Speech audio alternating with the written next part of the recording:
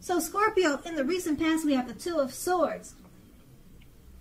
Now, this card, it shows that your partnerships, they're more than likely to have been going somewhat well, whether these were friendships, romantic, or business.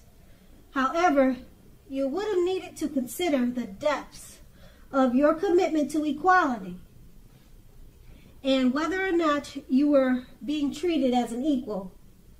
If you were not, it could have been time to bring things back into balance. This would have certainly required open communication on your part, because nothing would have changed without putting in some effort. That's the Two of Swords. It's paired with the Eight of Swords.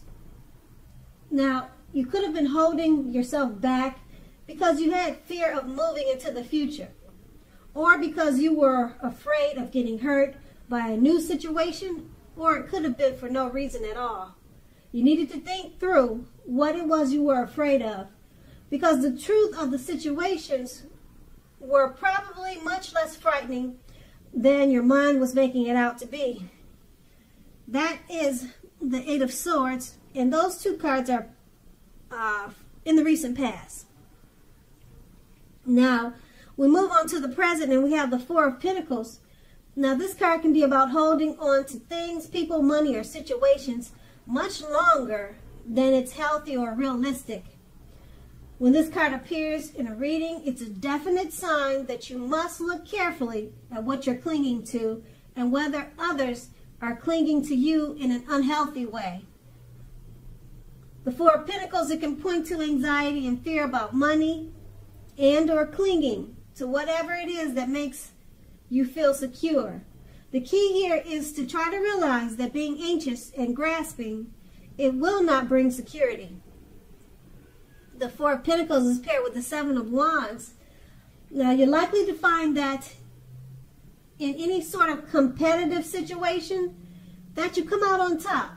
Things should be going very well. You should be feeling good, and projects should be moving right along. You may still have regular moments of self-doubt, but unfortunately, now is the time to feel the fear and do it anyway. Also, don't hesitate to make clear where you stand with people, because your thinking is clear and you're likely to help someone out by spelling things out for them. This card also points towards being independent and thinking for yourself. That's the Seven of Wands paired with the Four of Pentacles, and these two cards paired together, it's pretty much letting you know you're holding on to people, money, or situations longer than it's realistic or healthy. Okay, and you shouldn't be doing that, because with the Seven of Wands, for whatever reason you're clinging like that, it's unnecessary, because you're going to come out on top with the Seven of Wands. There's no need to grasp or want to hold on to anything in an unhealthy way, because like I said again, you got the Seven of Wands. Just go ahead and feel the fear. Whatever you're afraid of, feel the fear and move forward anyway. Just go ahead and embrace it. If you have some type of anxiety about something and you feel the need to grasp, just go ahead and have that anxiety, but continue to make your moves. And don't grasp, because any situation right now, you're going to come out on top with the Seven of Wands. Things will be going very well, and your projects will be moving right along. So let go of that anxiety, let go of the grasping and clinging. It's unhealthy, and things will work out fine, because like I said, you've got the Seven of Wands, and that's in the present. Now we move on to the challenge. We have the Four of Pentacles. I'm sorry, the challenge, we have the Ten of Pentacles.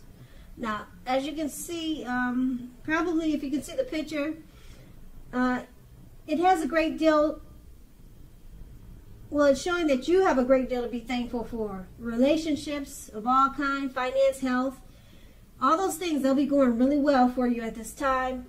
Consider how you got to such a happy situation and make the best of it, and be sure to share what you have, even if it's a kind word spoken to a neighbor or a stranger or someone in need. Because remember, we get back what we give out. Now, the Ten of Pentacles is paired with the Tower card. The Tower card, you're trying to hold on too tightly to the status quo, and that can be a disaster. You need to remember to roll with the changes. It's likely that some people, situations that you have counted on as being there for you, they probably are no longer there in quite the same way. Now, keep in mind, this doesn't have to be drastic, because change is the nature of life. Trying to prevent it is going to be like trying to row upstream without a paddle. So if you have been building castles in the air, this could be the time that some of them come crashing down. Now, keep in mind, that's only a problem if you let it be. You will be able to replace them with some more realistic and reachable dreams and goals if some fantasies fall apart this month. Dreaming is important, but it's also important to be living in reality too. Okay, so with these two cards paired together, the Ten of Pentacles, a happy life, great finance, happy health. Make sure you share what you have, because things overall are very good for you. You have a great deal to be thankful for with the Ten of Pentacles. And the Tower card, you have to remember to roll with the changes. Yeah, remember to roll with the changes, because that's the nature of life. Okay, so something that you're working on, it may not quite work out the way you hoped that it would. Okay, but that's only a problem if you let it be, because you might have to just start all over again. And it could be something like you planted flowers around the house and they just didn't grow, or something like that. It doesn't have, when you see the Tower card, it doesn't have to be anything drastic. It could be something silly, okay? So it's not going to be, it shouldn't be bad, because you, like I said, you got the Ten of Pentacles, and it's about everything being great, grandiose, or beautiful for you. So whatever this Tower moment is, I'm sure it's going to be pretty mild, because the two cards are paired together. And like I said, the Ten of Pentacles is a beautiful card.